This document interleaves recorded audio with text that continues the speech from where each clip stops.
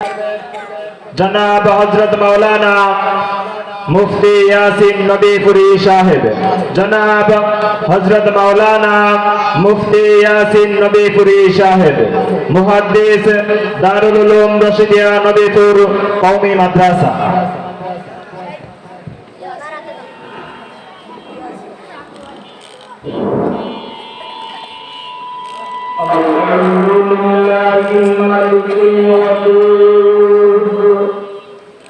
मालिकिल मुल्की मुवस्सि'in लिल अताइल ममदूद ला अदद अब्दिन लिअताइहि वला अहद हाब्बिन लिआलाइहि।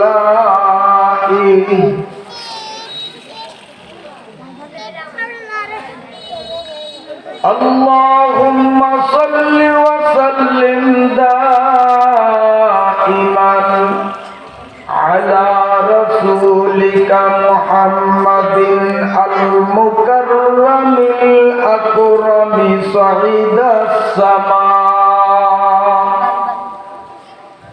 وعلى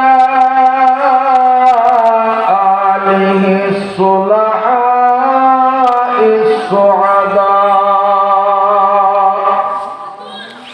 اللهم صل على محمد وعلى آل محمد كما صليت على إبراهيم وعلى آل إبراهيم إنك حميد مجيد. اللهم بارك على محمد وعلى آل محمد كما باركت على إبراهيم وعلى آل إبراهيم إنك حميد مجيد. أما بعد فأعوذ بالله من الشيطان الرجيم.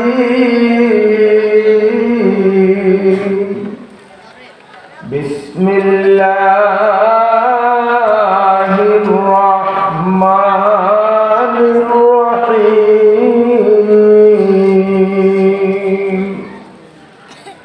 فريق في الجنة وفريق في السعير. صدق الله مولانا العظيم.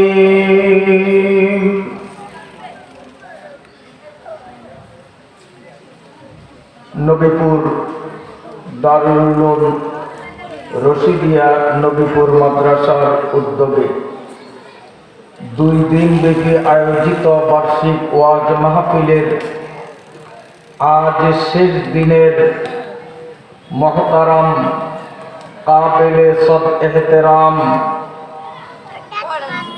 জনাব হযরতুল আল্লাম মাওলানা ওয়া আওলানা শাইখুল হাদিস আল্লামা ফরিদউদ্দিন আল মুবারক দামাত বারাকাতুহুল আলিয়া, দিগার হযরত উলামা ইকরাম, সম্মানিত মুরব্বিগণ, অদূর সুদূর থেকে আগত নবীন ও প্রবীণ সর্বস্তরের সম্মানিত সুধী মণ্ডলী, দিনী ভাইয়েরা, পর্দার আড়ালে অবস্থানরত পরমা শ্রদ্ধেয়া আমার মায়েরা, বোনেরা ও মেয়েরা, আমি পবিত্র কোরআনুল কারীমের একটি আয়াতের অংশ বিশেষ তিলাওয়াত করলাম। অল্প সময়ে কয়েক মিনিটের মধ্যেই তিলাওয়াতকৃত আয়াতের আয়াতাংশের মর্মে সংক্ষিপ্তাকারে দু চারটি কথা উপস্থাপনের মধ্য দিয়েই আমার আলোচনার ইতিরেখা টানার প্রয়াস পাব। ইনশাআল্লাহ আমরা দীর্ঘদিন ধরে যার মুখ নিঃসৃত দিক নির্দেশনামূলক তাৎপর্যমণ্ডিত আলোচনা শোনার জন্য অপেক্ষমান আমাদের সেই প্রতীক্ষিত প্রধান অতিথি অল্পক্ষণের মধ্যেই আমাদের সভামঞ্চকে করবেন অলঙ্কৃত, আর আমরা তার উপস্থাপিত বয়ান শুনে আমাদের অন্তরাত্মাকে করব আমরা সমৃদ্ধ। আল্লাহুম্মা আমিন। শুকরিয়া আর কৃতজ্ঞতা সেই মহান প্রভু রব্বুল আলামিনের, যার অপরিসীম দয়া ও অনুকম্পার ফলশ্রুতিতে দুনিয়ার সকল ব্যস্ততাকে উপেক্ষা করে সুস্থ সবল দেহমন নিয়ে নবীপুর মাদ্রাসার বার্ষিক মাহফিলের শেষ দিনে শাইখুল হাদিস আল্লামা ফরিদউদ্দিন আল মুবারক দামাত বারাকাতুহুমুল আলিয়ার ওয়াজ মাহফিলে আসা এবং বসার মতো সুযোগ পেলাম। সেই রব্বুল আলামিনের পাক দরবারে শুকরিয়া জানাই আলহামদুলিল্লাহ। সম্মানিত উপস্থিতি, আমি যে আয়াতাংশ তিলাওয়াত করেছি, রব্বুল আলামিন ইরশাদ করেন, ফারিকুম ফিল জান্নাহ ওয়া ফারিকুম ফিস সাঈর। আদম আলাইহিস সালাম থেকে নিয়ে কিয়ামত পর্যন্ত এই ধরাধামে, এই নশ্বর জগৎ পৃথিবীতে যত মানুষের আগমন ঘটবে, সমস্ত মানুষগুলো কিয়ামতের মাঠে আল্লাহ রাব্বুল আলামিনের সামনে উপস্থিত হওয়া বাধ্যতামূলক। সব মানুষগুলো যখন রব্বুল আলামিনের দরবারে উপস্থিত হবে এবং মানুষের বৈষয়িক জীবনের পুঙ্খানুপুঙ্খ হিসেব কিতাব নেয়ার পরে মানুষগুলো দুটি শ্রেণীতে বিভক্ত হয়ে যাবে। আল্লাহ বলেন, ফারিকুন ফিল জান্নাতি ওয়া ফারিকুন ফিস সাঈর। একদল তাদের ঠিকানা হবে জান্নাত, পক্ষান্তরে আরেক দল হতভাগা কপাল পোড়াদের ঠিকানা হবে জাহান্নাম। মানুষগুলো হয়তো জান্নাত কিংবা জাহান্নাম, এই দুই ঠিকানার যে কোনো এক ঠিকানাই তার শেষ ঠিকানা। এখন বলুন, আমরা কোন ঠিকানা পেতে চাই, জান্নাত না জাহান্নাম? জান্নাত। এই জান্নাত কেমন, যার আলোচনা জান্নাতের পূর্ণাঙ্গ আলোচনা পৃথিবীর কোন বক্তার পক্ষে করা আদৌ সম্ভব নয়। মালা আইনুন রাআত ওয়ালা উযুনুন সামিআত ওয়ালা খাতারা আলা কলবি বাশার। জান্নাত যে কত বিশাল, তার সুখ সামগ্রী কত অনন্ত অসীম, এগুলো আমাদের কল্পনার বাইরে, বুঝার মতো পূর্ণ শক্তিমত্তা আমাদের নেই। জান্নাত যে কত বড়, দুনিয়ার কেউ যখন পারবে না, তো আমার মতো নগণ্য ইয়াসিন নবীপুরি জান্নাতের বয়ান পরিপূর্ণ করব, এটা কি করে সম্ভব? কেউই পারবে না। তারপরেও জান্নাতের বিশালতা, জান্নাত কত বড় একটু অনুধাবন করার মতো, অনুমান করার মতো দু চারটি কথা কয়েক মিনিটের মধ্যেই আমি উপস্থাপন করতে চাই। জান্নাত কত বড় এটা বুঝতে হলে আগে আমাদের দুইটা ঘটনা বুঝতে হবে। আর ঘটনা দুটি রয়েছে বুখারী শরীফের ব্যাখ্যা গ্রন্থ ফজলুল বারীর মধ্যে। ফজলুল বারী বুখারী শরার গ্রন্থকার লেখেন, রাসূলুল্লাহ সাল্লাল্লাহু আলাইহি ওয়াসাল্লাম হযরত জিবরাইল ফেরেশতাকে একদিন প্রশ্ন করলেন, জিজ্ঞাসা করলেন, ও জিবরাইল, আপনি আমার কাছে যখন তখন আসেন, বারংবার আসেন, থাকেন তো আপনি আসমানে, আমি হলাম জমিনে, আপনি দৈনিক কয়েকবারও আমার কাছে আসেন, এত দূরত্ব থেকে আপনি আমার কাছে যখন তখন আসেন, তো আপনার চলার গতিটা কেমন? আপনি কোন গতিতে, এই বাচ্চারা, এই বন্ধুরা সাবধান, আপনার চলার গতিটা কেমন? তখন হযরত জিবরাইল আলাইহিস সালাতু ওয়াস সালাম জবাবে বলেন, ইয়া রাসূলুল্লাহ, আমার চলার গতি কেমন এটা আপনাকে আমি বুঝাতে পারবো না, আর আপনার বুঝা সম্ভব নহে, তবে আপনি একটু অনুমান করতে পারবেন যে আমার গতিটা কেমন। এ মর্মে আমি আপনাকে একটি ঘটনা শুনি। নবীজি বললেন, আচ্ছা তাহলে বলুন। এবার হযরত জিবরাইল বলেন, ইয়া রাসূলুল্লাহ, আপনি কি জানেন আল্লাহ পাকের একজন প্রিয় বান্দা হযরত ইউসুফ যখন শৈশব অবস্থায় ছিলেন, তার ভাইয়েরা ষড়যন্ত্র করে ইউসুফকে গভীর কূপে নিক্ষেপ করেছেন।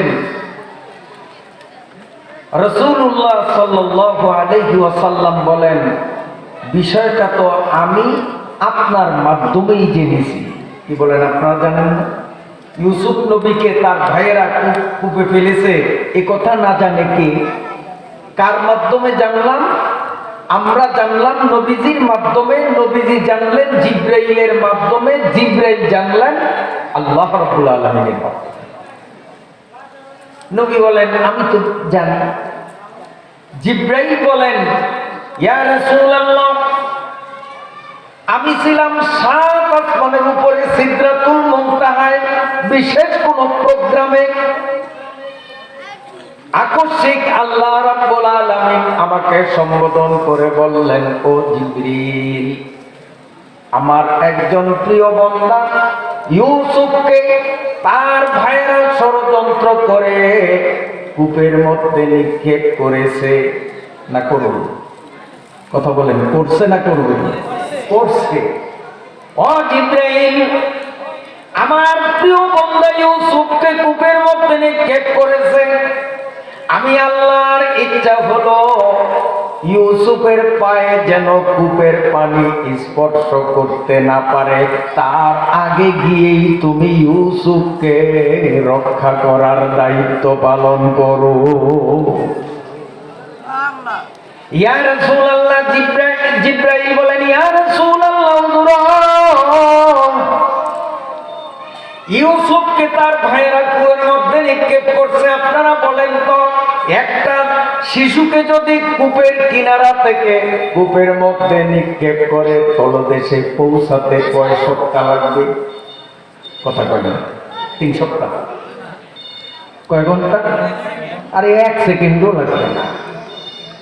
ইয়া রাসূলুল্লাহ, আল্লাহ বলেন, ও জিবরাইল, ইউসুফকে তার ভাইরা কূপের মধ্যে নিক্ষেপ করেছে। আমি আল্লাহর ইচ্ছা হলো ইউসুফের পায়ে যেন কূপের পানি স্পর্শ করতে না পারে, তার আগেই তুমি সেইখানে পৌঁছাতে হবে। ইয়া রাসূলুল্লাহ, নির্দেশ পাইলা মাত্র 7 আসমানের উপরে সিদরাতুল মুনতাহা থেকে আমি রওনা দিলাম।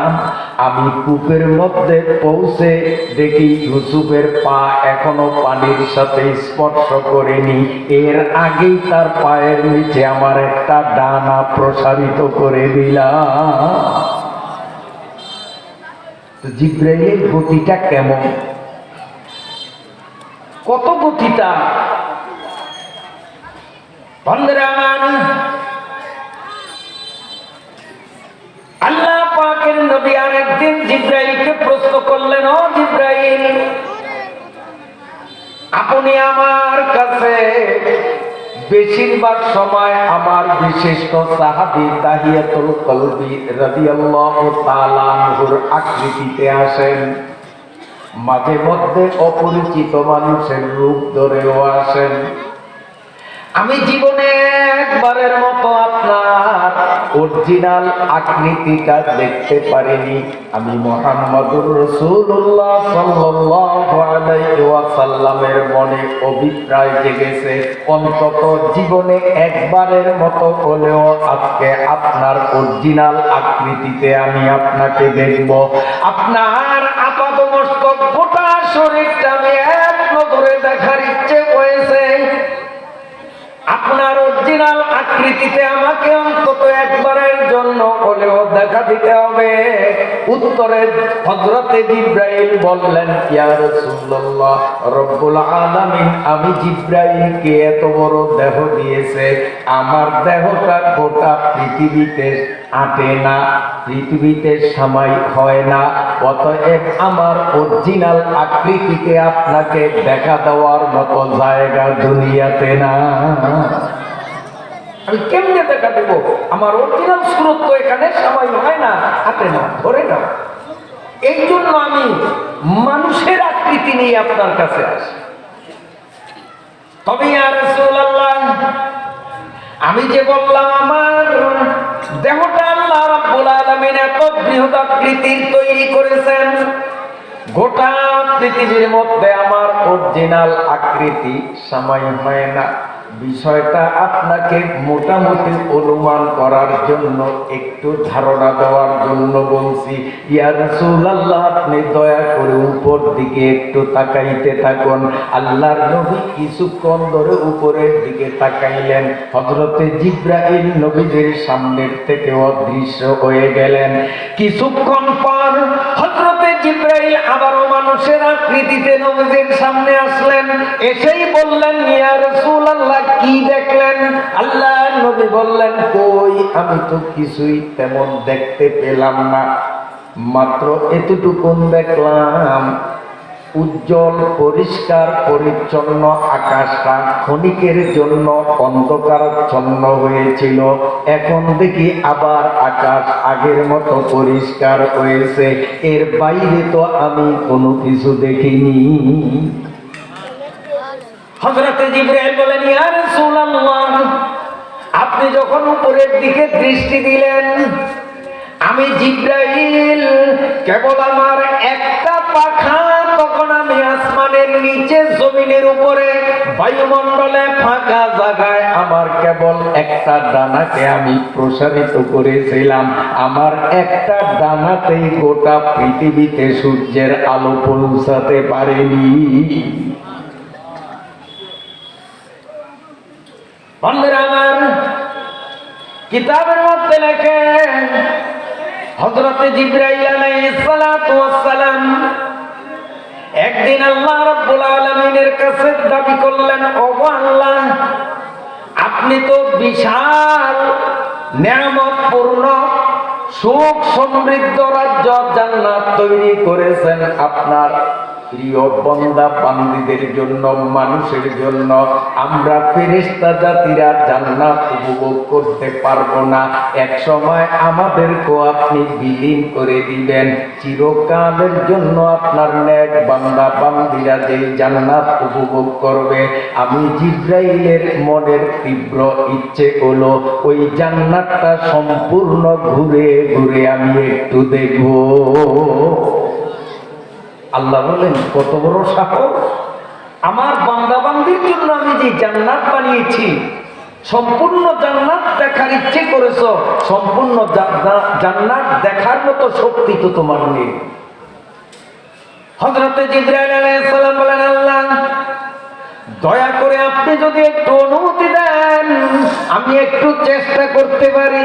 আল্লাহ রাব্বুল আলামিন বললেন, তোমার পাসপোর্ট ভিসা ওকে হয়ে গেছে, যাও জান্নাত ঘুরে দেখো।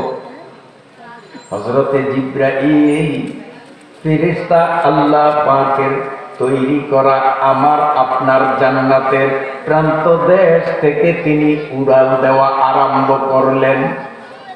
কেমন পাখা দিয়ে আগে বলেছি, বুখারী শরীফের ব্যাখ্যা গ্রন্থ ফজলুল বারীর মধ্যে লেখা, হযরতে জিবরাইল আলাইহিস সালাতু ওয়াস সালাম একটা ডানা প্রসারিত করেছেন, গোটা পৃথিবীর উপরে একটু পরিমাণ সূর্যের আলো পড়তে পারেনি।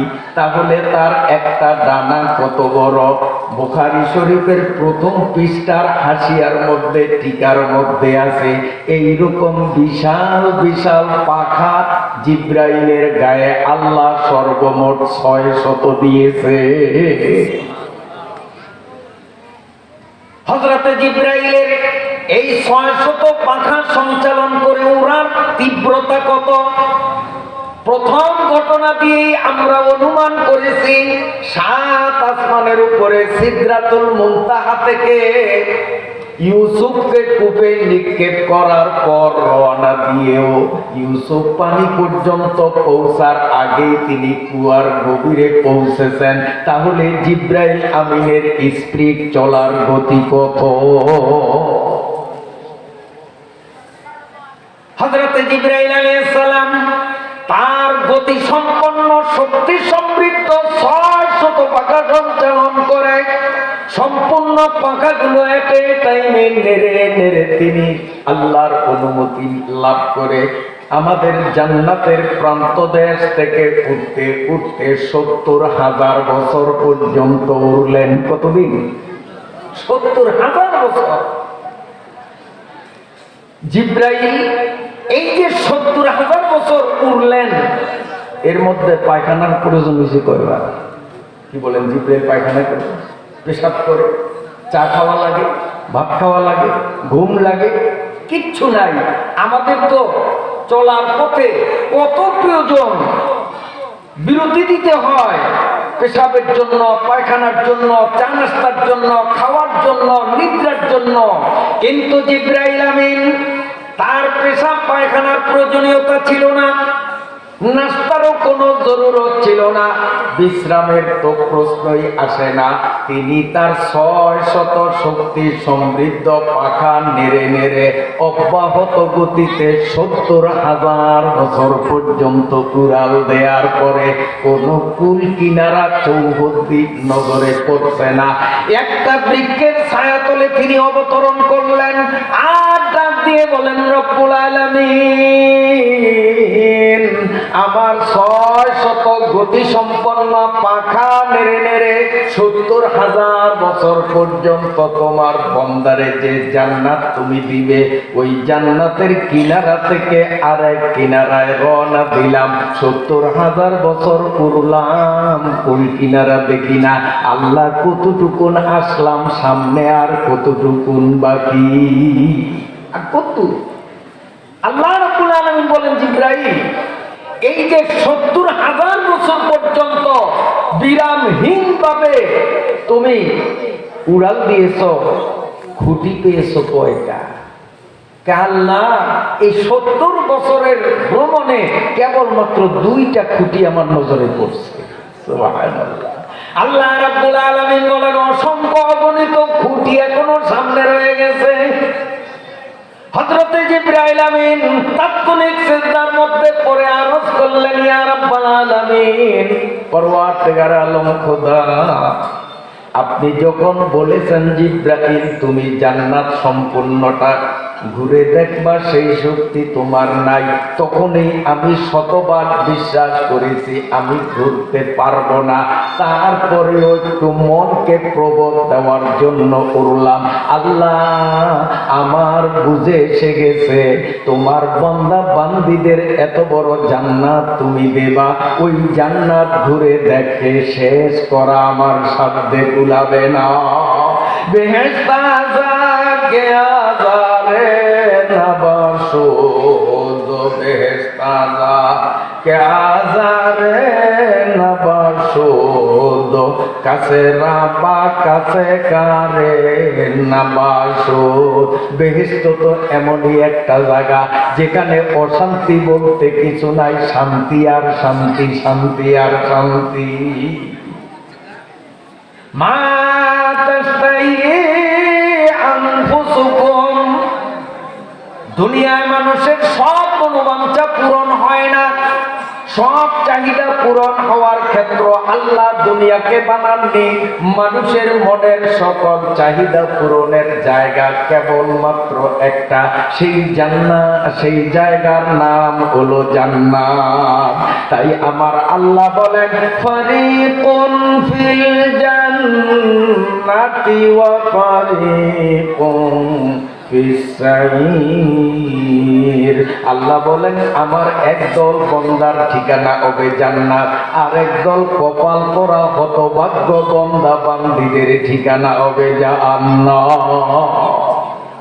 আমার আল্লাহ কোরআনুল কারীমের মধ্যে বলেন, ফানি'মা আজরুল আমিলিন, মাওলার জান্নাত যদি পেতে চাই তাহলে একমাত্র মাধ্যম হলো ফানি'মা আজরুল আমিলিন, আমরা আমল করতে হবে, নেক আমলের পরিমাণ বাড়িয়ে দিতে হবে, নেক আমলের বিনিময়ে আল্লাহ আমাদেরকে কল্পনাতীত জান্নাত দান করবেন। নেকের পরিমাণ আমাদের বাড়িয়ে দিতে হবে। আমার আল্লাহ কোরআন শরীফের সূরা জুমারের মধ্যে বলেন, ওয়াকালুল হামদুলিল্লাহিল্লাযী সাদাকানা ওয়া'দাহু ওয়া আওরাসানাল আরদা নাতাবাওয়া'ু মিনাল জান্নাতি হাইসু নাশা ফানি'মা আজরুল আমিলিন। জান্নাত এত বড়, জান্নাতীরা বলবে প্রশংসা সেই মহান প্রভুর যিনি তার কৃত অঙ্গীকার সত্যায়িত করেছেন, বাস্তবায়িত করেছেন, এমন জান্নাতের জমি আমাদেরকে দান করেছেন। নাতাবাওয়া'ু মিনাল জান্নাতি হাইসু নাশা, যেদিক মন চায় সেদিক আমরা চলতে পারি, অন্যের জমিনে আমাদের পা রাখতে হয় না। মুহতারাম হাজরিন, দুররাতুস সালিহিন থেকে আরেকটা রিওয়ায়াত শোনাই। আমার সময়ও শেষ, 8:30 পর্যন্ত সময় বেঁধে দেয়া, আমার ঘড়ির টাইম অনুযায়ী এখন 8:19 বাজতেছে, আর মাত্র 9 মিনিট সময় আমার হাতে আছে। এজন্য আমি অতি সংক্ষেপে এই রিওয়ায়াতটা বলেই নির্ধারিত সময়ে আমি মাইক ছেড়ে দিব, কারণ আমি ওয়াজ আজকে করব না, আজকে তো ওয়াজ শোনার জন্য আমরা এসেছি। ফরিদউদ্দিন আল মুবারক দামাত বারাকাতুহু আল আলিয়ার মতো বিজ্ঞ আলেমের মুখ থেকে, আল্লাহ হযরতের মুখ থেকে এমন এমন কোরআন হাদিসের আলোকে এমন বয়ান যেন বের করে দেন যেগুলোর দ্বারা আমাদের দুনিয়া এবং আখিরাত উভয় জগতের কল্যাণ সাধিত হবে। সবাই বলুন আমিন। আমার এক ভাই বলতেছেন, হুজুর 9টা পর্যন্ত করবেন, কিন্তু মাহফিল জানারা নিয়ন্ত্রণ করেন মাদ্রাসার কর্তৃপক্ষ তাৎক্ষণিক আবার সিদ্ধান্ত পাল্টিয়ে 8:45 আমার কাছে বার্তা পাঠিয়েছেন। অতএব মশওয়ারায় যেটা সিদ্ধান্ত হয়েছে আমরা সেটাই ফলো করব। আমার বয়ান আপনারা জীবনে বহু শুনেছেন, আল্লাহ যদি হায়াতে বাঁচিয়ে রাখেন আরো শুনবেন। সাইক্লিং সেন্টার প্রোগ্রাম আছে, বাসতলায় প্রোগ্রাম আছে, এই এলাকায় এখন অনেক প্রোগ্রাম, যেখানে এসা পরে উঠবো। আনলিমিটেড সময়, আমার দীর্ঘ সময় আপনাদের প্রাণ ভরে ইনশাআল্লাহ বয়ান শোনাতে পারবো। আজকে বয়ান শোনাবো না।